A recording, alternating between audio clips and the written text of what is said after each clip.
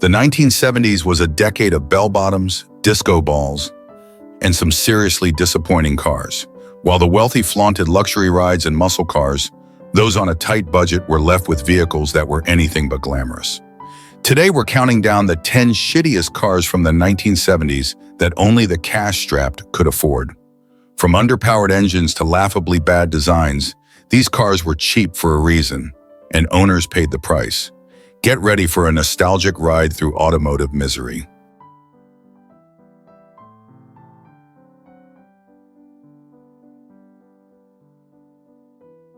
The 1971 AMC Gremlin is often remembered as a quirky and unconventional entry into the subcompact car market, but its legacy is a complex mix of innovation and flaws. Designed to offer an economical and practical alternative to larger American cars, the Gremlin was AMC's response to the growing popularity of smaller vehicles, particularly imports like the Volkswagen Beetle and Toyota Corolla. However, despite its ambition, the Gremlin's execution left much to be desired, and it faced numerous challenges in terms of design, performance, and overall appeal. One of the most polarizing aspects of the Gremlin was its appearance. The car's distinctive styling was the result of a cost-saving approach that essentially involved taking the front end of AMC's larger Hornet and abruptly truncating the rear. The result was a design that many found awkward and unappealing. The sharply sloped roofline and squared-off rear end made the car look unbalanced, as if it had been hastily chopped in half. While AMC promoted this as a bold and forward-thinking design, it lacked the visual harmony seen in competing models. This unconventional look may have helped the Gremlin stand out, but it also limited its appeal, particularly to buyers who preferred the sleeker, more aerodynamic lines of its rivals. In terms of performance, the 1971 Gremlin was underwhelming. The base engine was a 3.8-liter inline-six producing just 90 horsepower. While this engine was sufficient for basic transportation, it offered little in the way of excitement or capability. Acceleration was sluggish, and the car struggled to perform on highways or in situations requiring quick bursts of speed. An optional 4.2-liter inline-six offered a modest increase in power, but it still fell short of the performance expectations of the time. For those seeking more power, AMC offered a 5.0-liter V8 as an upgrade, but it was an unusual choice for such a small car and added to the buttons, undermining the Gremlin's value proposition as an affordable vehicle. The Gremlin's driving experience was further hampered by its handling and ride quality. The car's short wheelbase and lightweight construction made it feel nimble in urban environments. But these characteristics also contributed to a rough and jittery ride on uneven roads. The suspension, while adequate for city driving, struggled to provide stability and comfort at higher speeds or on longer trips. The result was a car that felt less refined and more tiring to drive compared to competitors like the Volkswagen Beetle, which offered a smoother ride and a more polished driving experience. Inside, the Gremlin suffered from cost-cutting measures that were evident in its materials and overall design. The interior was Spartan, with basic instrumentation and minimal features. Hard plastics, cheap upholstery, and limited soundproofing created an environment that felt utilitarian rather than inviting. Rear seat passengers faced tight quarters, with limited legroom and headroom due to the sloping roofline. The trunk space was similarly constrained, further limiting the car's practicality for families or those needing to carry larger items. While AMC marketed the Gremlin as a car for young, budget-conscious buyers, its lack of comfort and amenities made it less appealing for everyday use. Reliability was another area where the Gremlin struggled. While its engines were relatively robust, the car suffered from issues with build quality and durability. Rust was a common problem, particularly in regions with harsh winters or high humidity. This was exacerbated by AMC's use of lower quality materials in some areas of the car, which led to premature wear and tear. Electrical problems, leaks, and other minor but persistent issues further undermined the Gremlin's reputation, making it a less dependable choice compared to imports that had begun to establish a reputation for reliability. Despite these shortcomings, the Gremlin did have its merits. It was one of the first American subcompacts, offering an alternative to the larger and less fuel-efficient cars that dominated the market at the time. Its small size made it easy to park and maneuver in crowded urban settings, and its relatively low price made it accessible to younger buyers or those on a tight budget. AMC also offered a range of customization options, including bright paint colors and sporty trims, which appealed to a niche market looking for a car with personality. However, these strengths were not enough to overcome the Gremlin's many flaws, and it struggled to compete with more polished and better engineered rivals.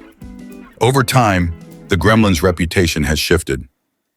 While it was often criticized during its production years, it has since gained a cult following among enthusiasts who appreciate its unique character and historical significance. As one of the first American attempts to challenge the dominance of imports in the subcompact market,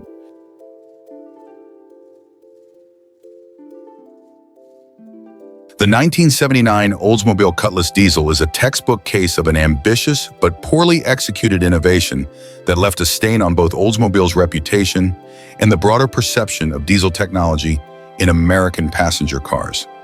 It was introduced during a period of economic uncertainty and soaring fuel prices, as automakers scrambled to create fuel-efficient vehicles to address consumer concerns during the 1970s energy crisis. Diesel engines, known for their better fuel efficiency compared to gasoline engines, seemed like a promising solution. However, Oldsmobile's approach to incorporating diesel technology into its vehicles turned out to be a disaster, as the Cutlass Diesel fell short in nearly every aspect, from engineering and performance to reliability and customer satisfaction. The heart of the problem lay in Oldsmobile's diesel engine itself, a 5.7-liter V8 derived from the brand's existing gasoline V8 design. Instead of designing a diesel engine from the ground up, Oldsmobile modified its gasoline engine to accommodate diesel fuel. This shortcut proved to be catastrophic. Diesel engines operate under much higher compression ratios and combustion pressures than gasoline engines, requiring stronger internal components. However, the Cutlass Diesel's engine lacked the necessary structural reinforcements. As a result, it was prone to catastrophic mechanical failures, including cracked cylinder heads, blown head gaskets, and complete engine breakdowns. These issues were so widespread that they led to a wave of customer complaints and class action lawsuits, further damaging Oldsmobile's reputation. Performance was another glaring weakness of the Cutlass Diesel. Despite its large 5.7-liter displacement, the engine was severely underpowered, producing only about 120 horsepower, far less than its gasoline counterparts. The sluggish acceleration and lack of torque were particularly noticeable when the car was fully loaded with passengers or cargo. For drivers accustomed to the smooth, responsive performance of gasoline engines, the Cutlass Diesel was a frustratingly lethargic alternative. This was especially problematic in a mid-size car like the Cutlass, which had been known for its comfortable and enjoyable driving experience in its gasoline-powered iterations. In addition to being slow, the engine was also loud and unrefined. Diesel engines are generally noisier than gasoline engines, but the Cutlass Diesel took this to an extreme. The clattering noise and vibrations from the engine were constant, permeating the cabin and making for an uncomfortable ride. Combined with the car's lack of soundproofing, this turned even short trips into noisy, unpleasant experiences. For a brand like Oldsmobile, which marketed itself as a producer of upscale, comfortable vehicles, this level of noise and vibration was entirely out of character. Fuel efficiency, the very reason for adopting a diesel engine, also fell short of expectations. While diesel engines are typically more fuel efficient than gasoline engines, the Cutlass Diesel barely managed to match the fuel economy of its gasoline-powered siblings in real-world driving conditions. Many owners found that the promised savings on fuel costs simply didn't materialize, leaving them with an expensive and underperforming vehicle that failed to deliver on its primary selling point. Reliability was another major Achilles heel of the 1979 Oldsmobile Cutlass Diesel. The engine's poor durability meant that many owners faced frequent and costly repairs. Problems such as fuel injector failures, starter motor issues, and difficulties with the engine's glow plug system were common. Cold starts were notoriously difficult, with many owners reporting that the engine struggled to start in cooler weather. These reliability issues were exacerbated by a lack of experienced mechanics capable of servicing diesel engines at the time. further frustrating owners and leading to widespread dissatisfaction. Adding to the car's woes was its uninspired styling and lack of interior refinement. By the late 1970s, the Cutlass had already begun to lose some of the sharp, attractive styling that had made earlier models so popular. The diesel variant offered no unique visual appeal to offset its mechanical shortcomings, leaving it as a drab and forgettable presence on the road. Inside, the Cutlass diesel suffered from the same cost-cutting measures that plagued other GM vehicles of the era. The materials felt cheap, the fit and finish were subpar, and the overall driving experience was far from luxurious. The backlash against the Cutlass diesel and other GM diesel models of the time was swift and severe. The combination of poor engineering, underwhelming performance, and high repair costs led to a dramatic loss of consumer trust, not just in Oldsmobile, but in General Motors as a whole. For many buyers, the experience of owning a Cutlass diesel soured them on the idea of diesel engines entirely. The 1973 Plymouth Satellite Sebring is a car that exemplifies the struggles of many muscle cars and pony cars during the early 1970s, as automakers faced stricter emission standards, rising insurance costs, and changing consumer preferences. While it was part of the Satellite lineup, which had been successful in earlier years, the Sebring model was weighed down by a number of significant issues that hindered its appeal, performance, and overall driving experience.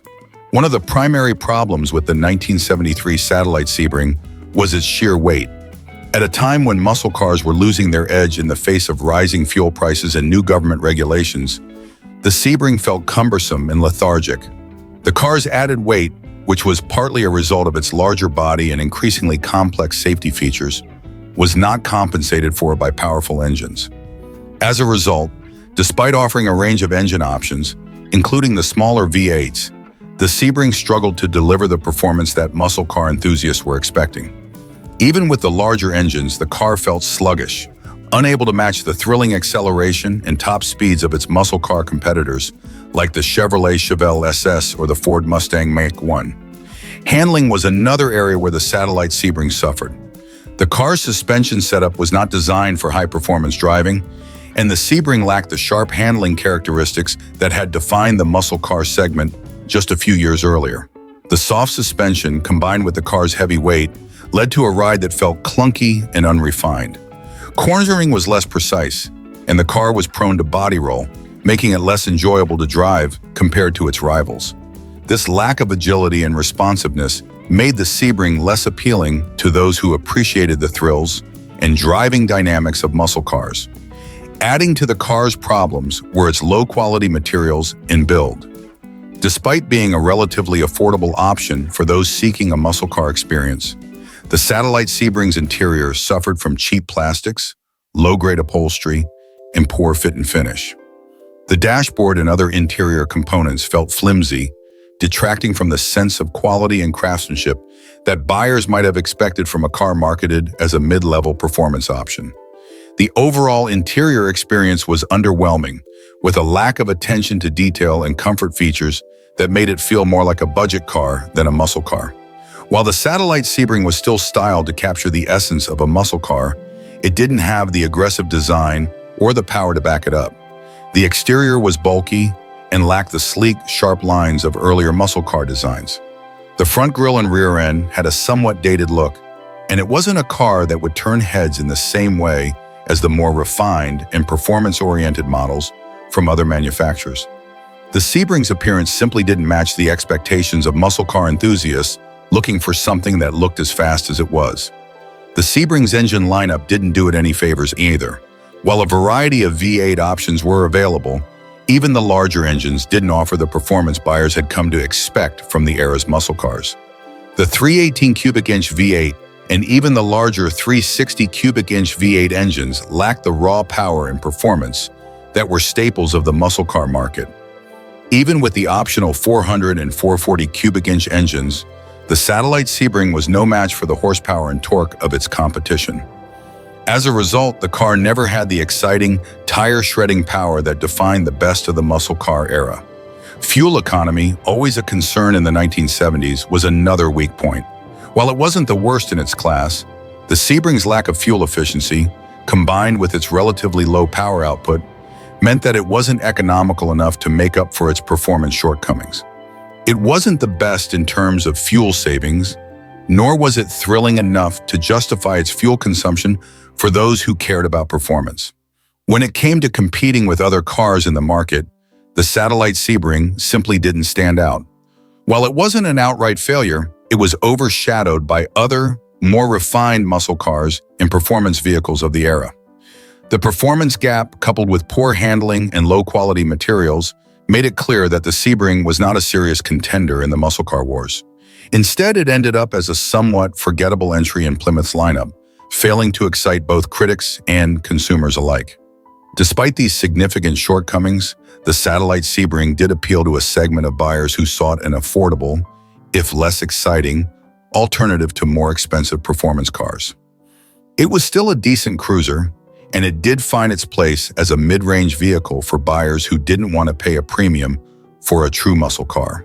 The 1975 Ford Granada was a car that tried to fit into a niche that it ultimately failed to carve out for itself. Positioned as a luxury compact sedan, it was intended to combine the comfort and features of a larger luxury car with the more compact size and efficiency of a mid-size vehicle. However, it quickly became apparent that the Granada struggled to meet the expectations of luxury car buyers, ultimately leaving it underwhelming and disappointing for most who were seeking refinement, performance, and a sense of prestige. The primary issue with the 1975 Ford Granada was its feeling of cheapness, especially given its marketing as a luxury vehicle. While Ford had hoped to present the Granada as a step up from more common sedans, the reality was that the car felt lacking in quality and sophistication. Its build quality was inconsistent, with interior materials that often felt cheap and flimsy. The seats, dashboard, and trim all suffered from the use of low-grade plastics and vinyl, offering little to distinguish the Granada from more affordable, everyday sedans.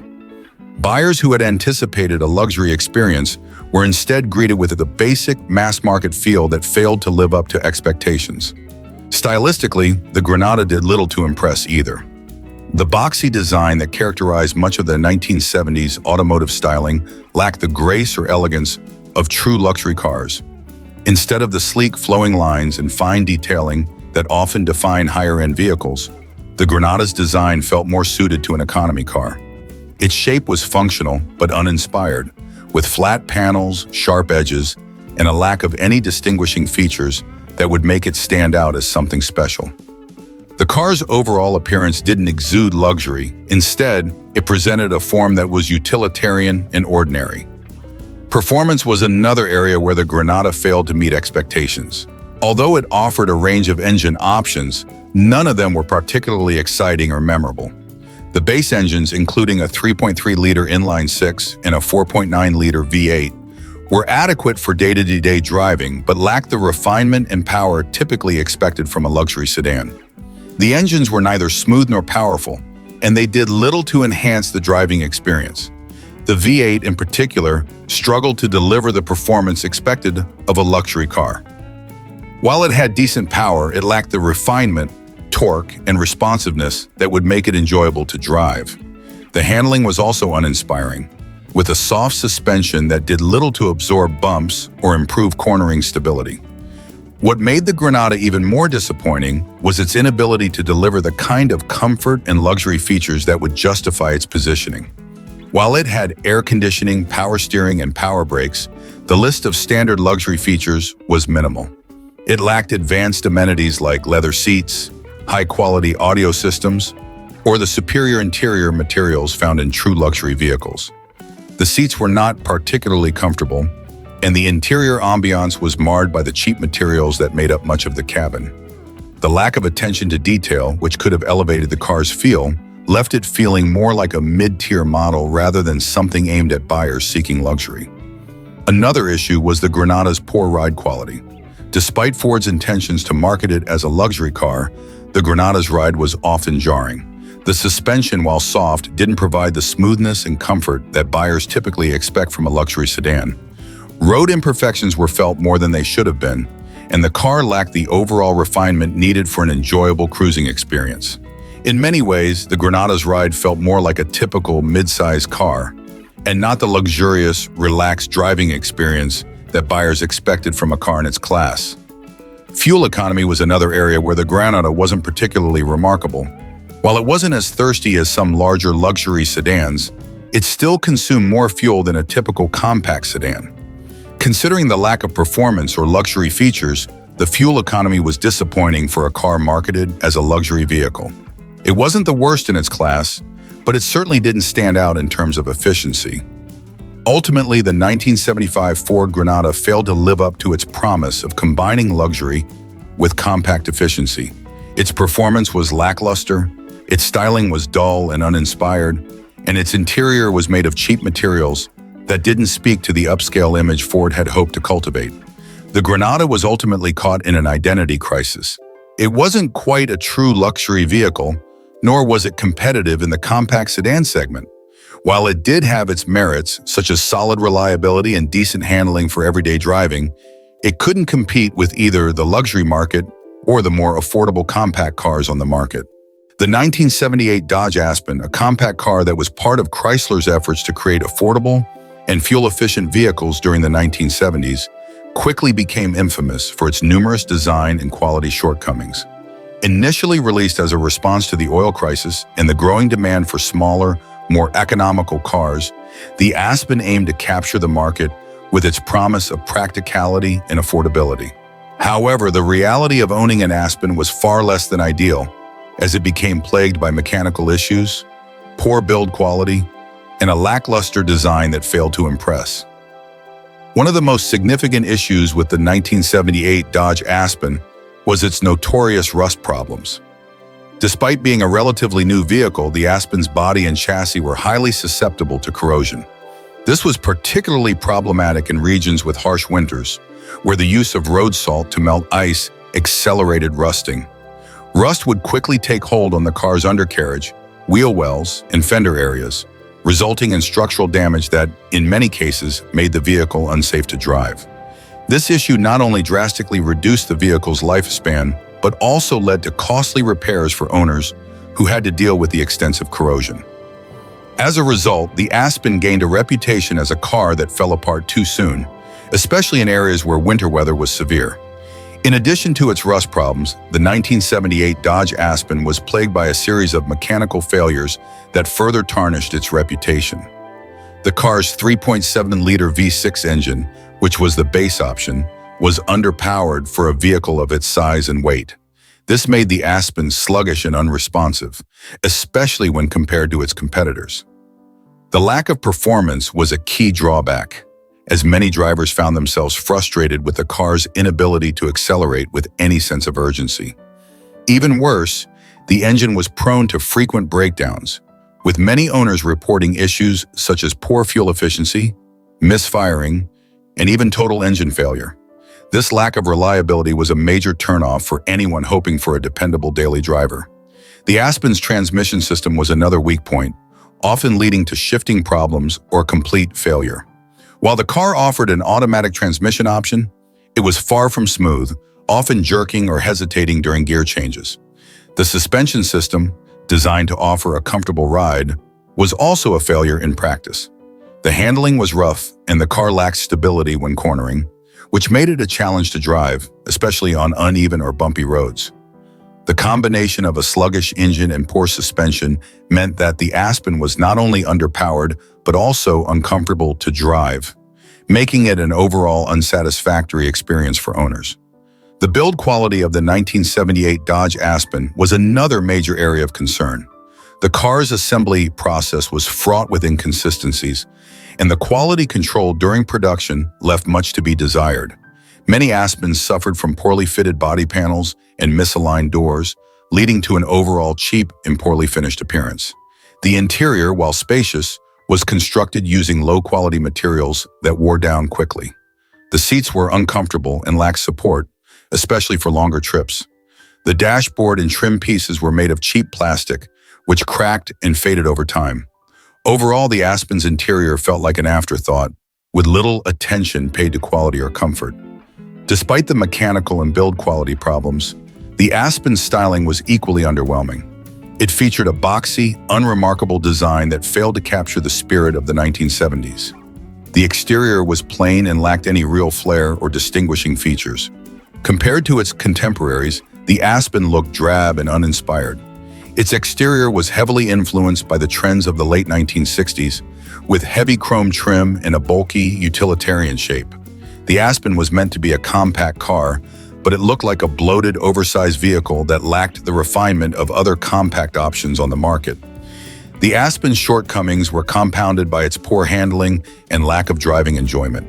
Its sluggish acceleration, poor suspension, and uninspired driving dynamics made it feel like more of a chore to drive than a pleasant experience. While it was marketed as an affordable, practical option for families and commuters, the Aspen simply didn't deliver on its promises. The lack of driving pleasure, combined with the many mechanical and quality control problems, made it a car that left a bad impression on its owners and prospective buyers. Perhaps one of the most frustrating aspects of the 1978 Dodge Aspen was the way it attempted to position itself as a luxury car, despite its many flaws. Chrysler marketed the Aspen as a higher-end compact, promising features that would appeal to a more discerning buyer.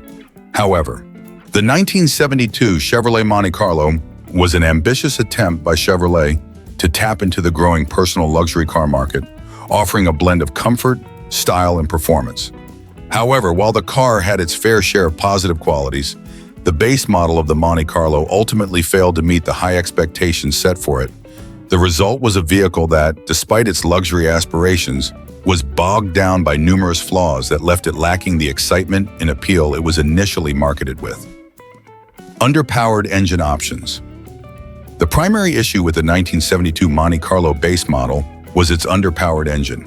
While the SS trim offered a muscular 454 cubic inch V8, the base version came with much smaller engine options, including the 350 cubic inch V8. These engines, although adequate for everyday driving, lacked the punch and excitement that the Monte Carlo was supposed to offer. The 350 V8, producing just 245 horsepower, felt sluggish compared to the muscle cars of the era and was far from the performance levels that many consumers expected from a personal luxury coupe.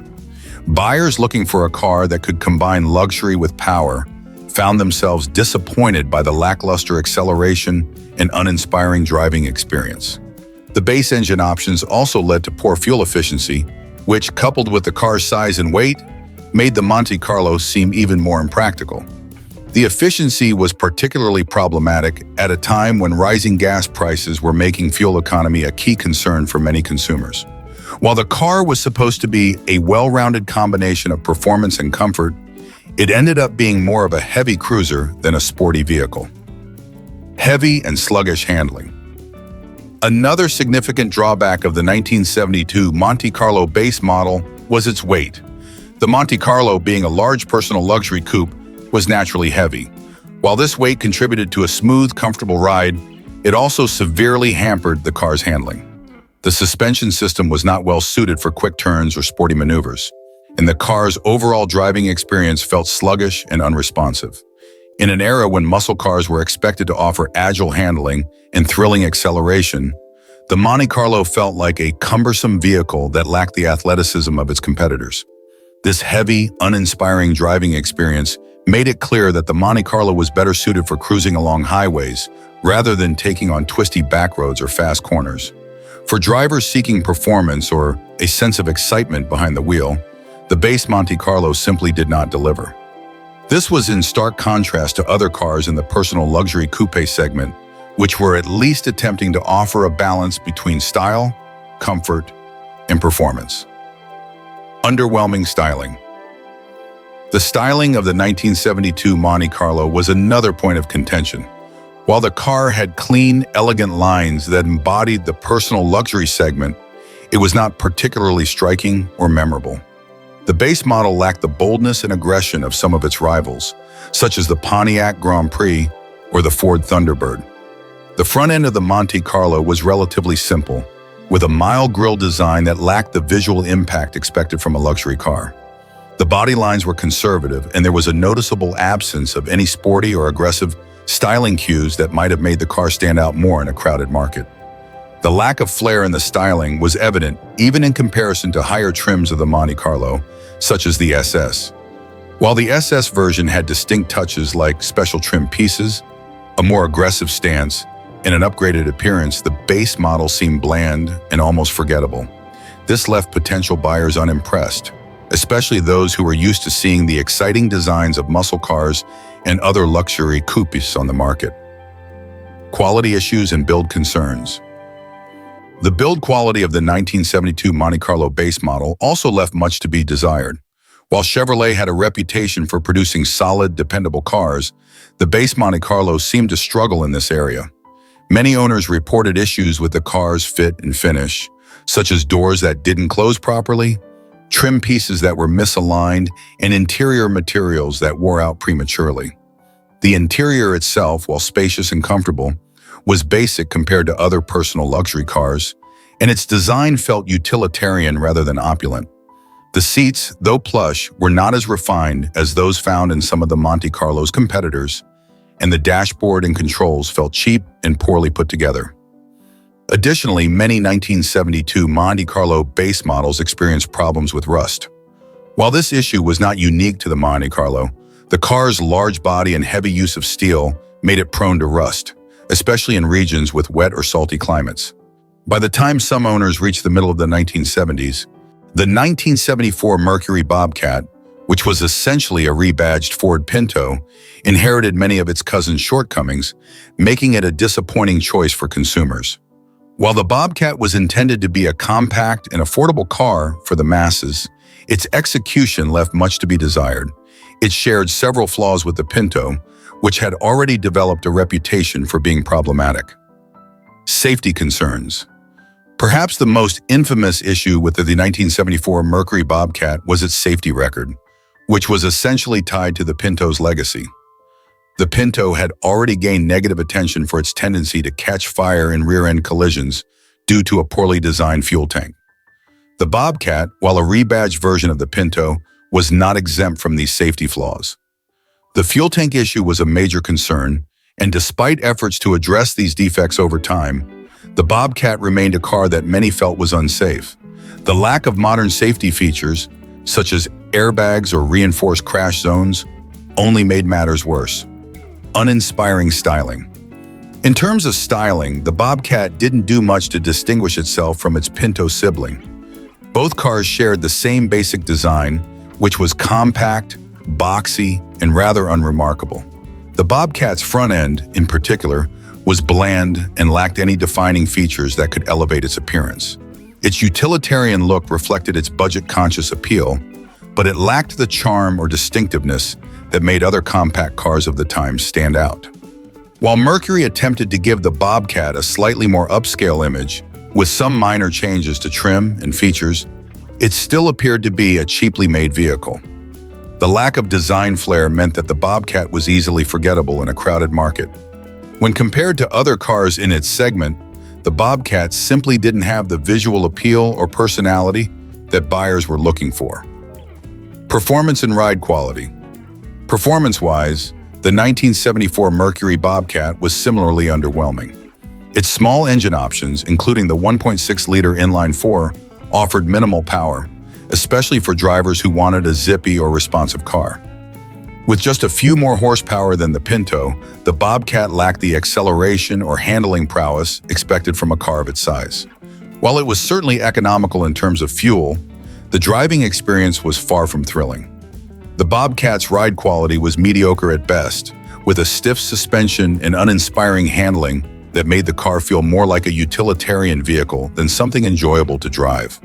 Its lack of performance also meant it was easily overshadowed by other compact cars of the time, including more exciting offerings from brands like Toyota and Honda, which provided better engineering, more reliable performance, and an overall superior driving experience. Limited features. Inside, the 1974 Mercury Bobcat was also rather sparse, with basic features that didn't elevate it above the competition. While it was inexpensive, it wasn't particularly well equipped in terms of comfort or technology. Basic interior materials felt cheap, and the cabin lacked any real sense of refinement. For a car marketed as a more upscale version of the Pinto, the Bobcat was disappointing in terms of comfort, ergonomics, and overall quality. Buyers looking for more comfort or features in their compact car were likely to be turned off by the lack of modern amenities, such as advanced audio systems or better seating options. Reliability and build quality. Mercury's attempt to repackage the Pinto's flaws under a new name didn't help improve its reliability. Like the Pinto, the Bobcat suffered from mechanical issues that affected its long-term durability.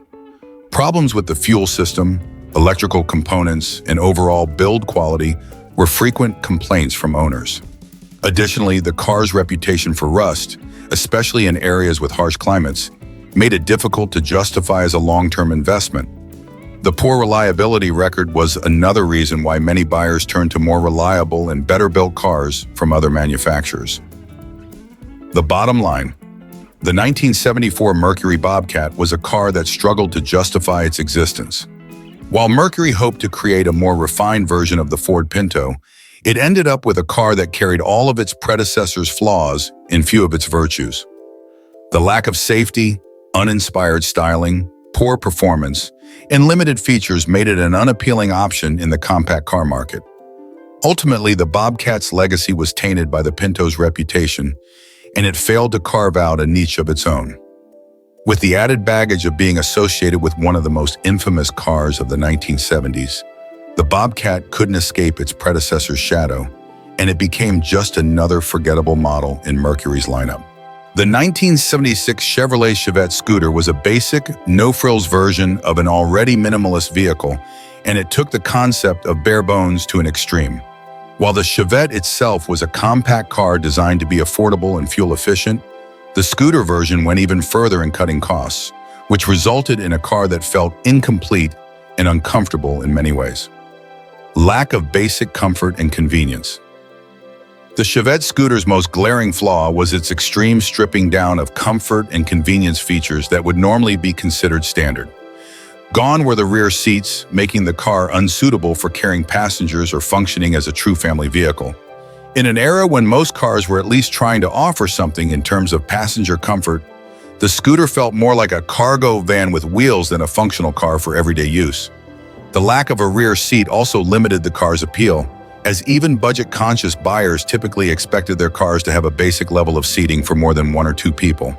The absence of a radio further made the Chevette scooter feel like a relic from a past era. By 1976, in-car entertainment was becoming a more common feature, and even the most basic models often came with a simple radio. Yet, in the case of the scooter, buyers were left without even that small luxury, further emphasizing the car's Spartan nature. Additionally, the lack of carpeting was another indicator of the car's unfinished feel. The metal floors were exposed, making the interior feel more like a work truck than a passenger vehicle. This also contributed to a less comfortable driving experience, especially on long trips or during cold weather, where the bare metal floors would become uncomfortably cold. While it may have saved a few bucks in production costs, it definitely diminished the car's practicality and livability. Performance and handling. While the Chevette itself wasn't a performance car by any stretch of the imagination, the scooter's stripped-down approach didn't help improve its driving experience. The car was powered by a small, underpowered engine that struggled to provide enough acceleration for everyday driving. The 1.4-liter four-cylinder engine, which was already modest in the base Chevette, felt even more lackluster in the scooter. This made the car sluggish, particularly on highways or when trying to merge with faster traffic. The handling was functional, but far from exciting.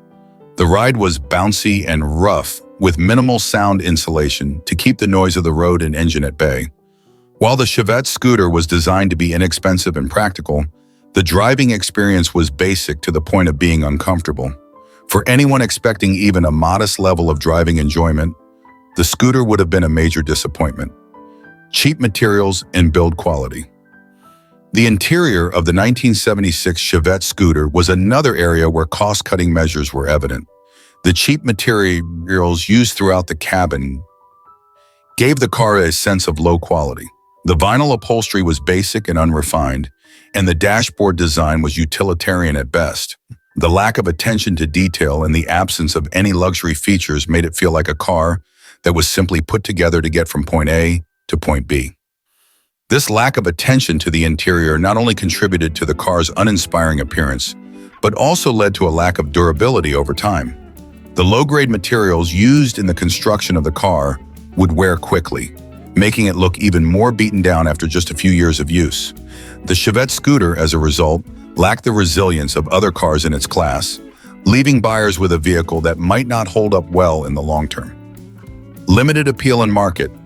The SHIiT scooter's extremely basic configuration made it a hard sell for most consumers, as it was aimed primarily at the most budget-conscious buyers who were looking for the absolute cheapest transportation option.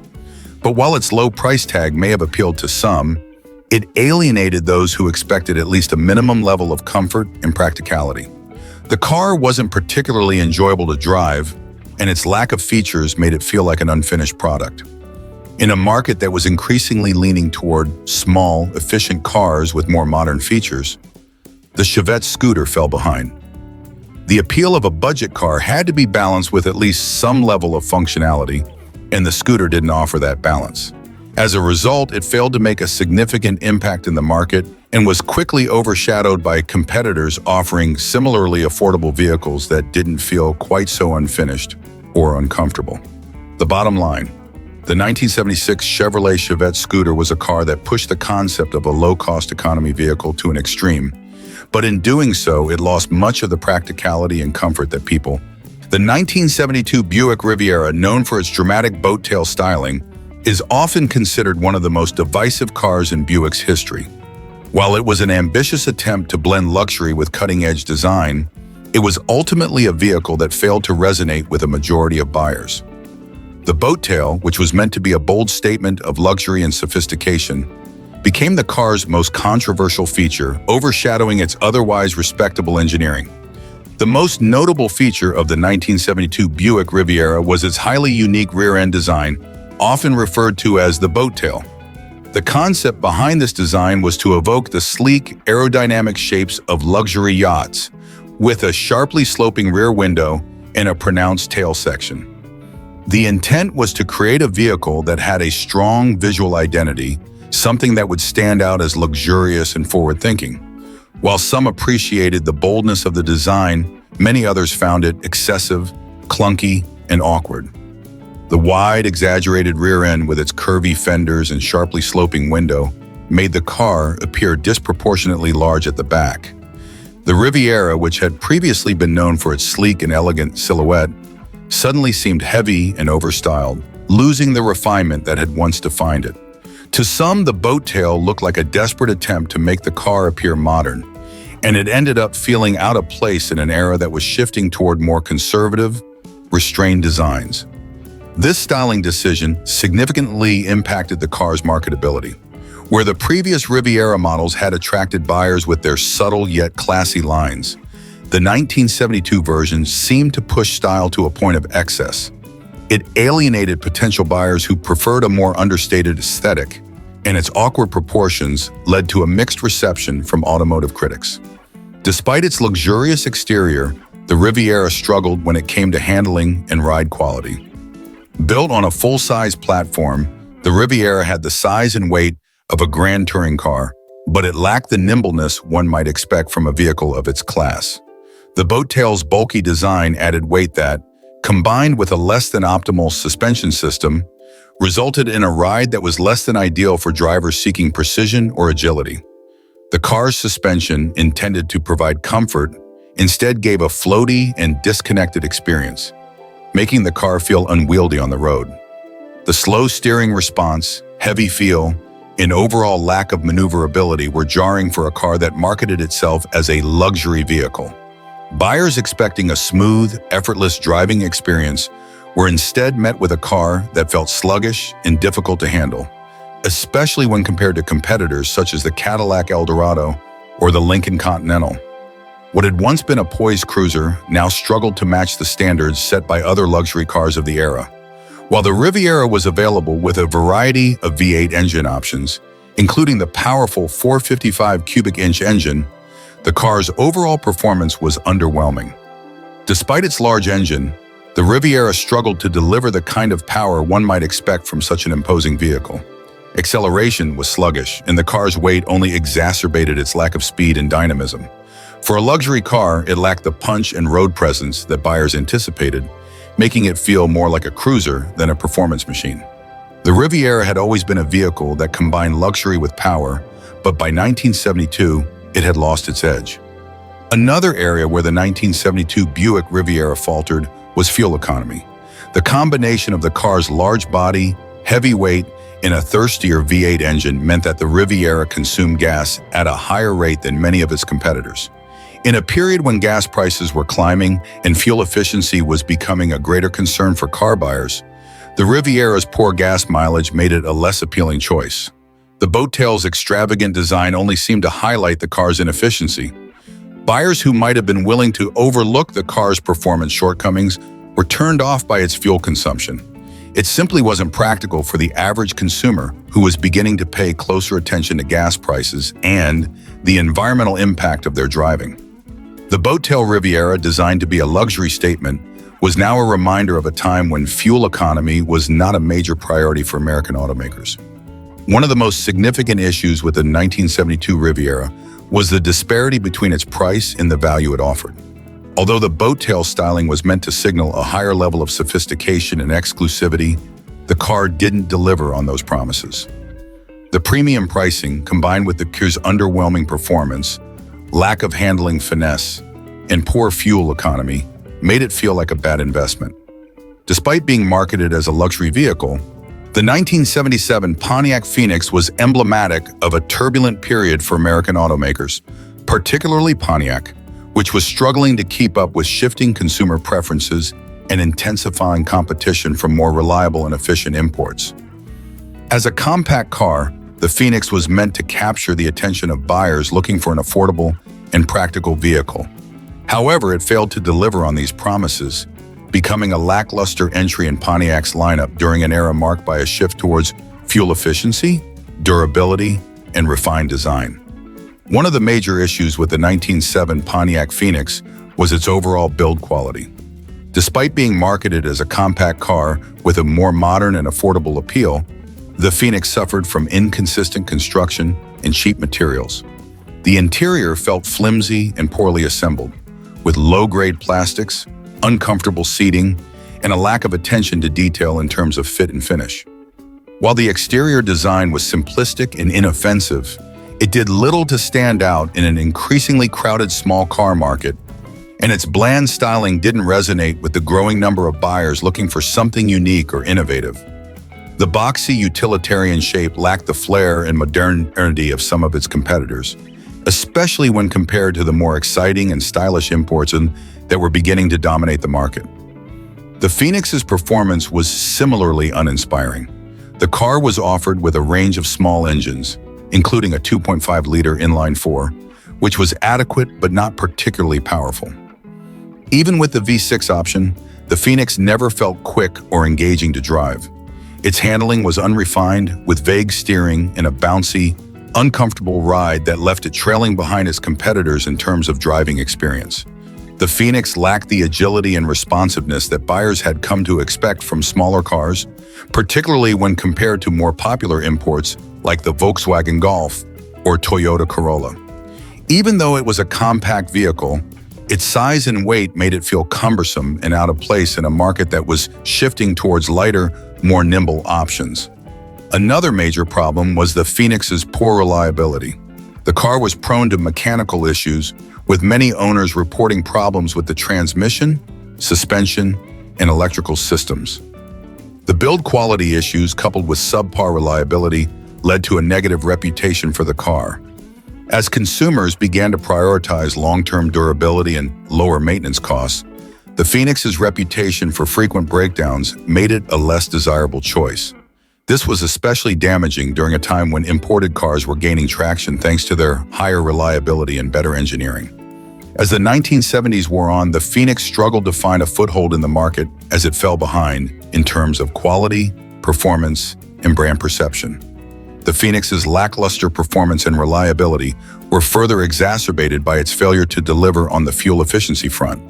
While compact cars were becoming increasingly popular for their ability to offer better gas mileage, The Phoenix couldn't quite keep up with the more fuel-efficient imports. Although it was certainly more economical than larger American cars, it was not the go-to option for buyers seeking the best in fuel savings during a time when gas prices were rising.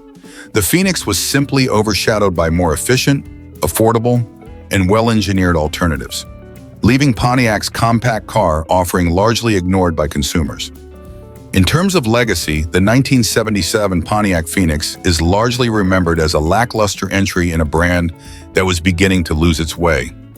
During the 1970s, Pontiac had begun to shift its focus, but the Phoenix failed to revive the company's fortunes. It wasn't a particularly strong contender in the compact car market, nor did it have the style or performance that Pontiac cars were once known for. The Phoenix represented a time of struggle for the brand, which was losing ground to imports and facing the challenges of an evolving automotive landscape. Despite the Phoenix's poor reception, the model did mark the beginning of a move away from full-size cars in Pontiac's lineup. It was ultimately discontinued by the early 1980s, replaced by more successful models, including the Pontiac Sunbird. The 1977 Pontiac Phoenix stands as a reminder of an era when American automakers were wrestling with declining market share and shifting consumer preferences. Its uninspiring design, poor build quality, and mechanical issues failed to inspire confidence in buyers. The car's legacy, in the end, is one of missed opportunities and a reflection of the challenges faced by American automakers during a time of major transformation in the industry. The Phoenix was simply too little, too late, a compact car that couldn't compete with the increasingly popular imports that dominated the market.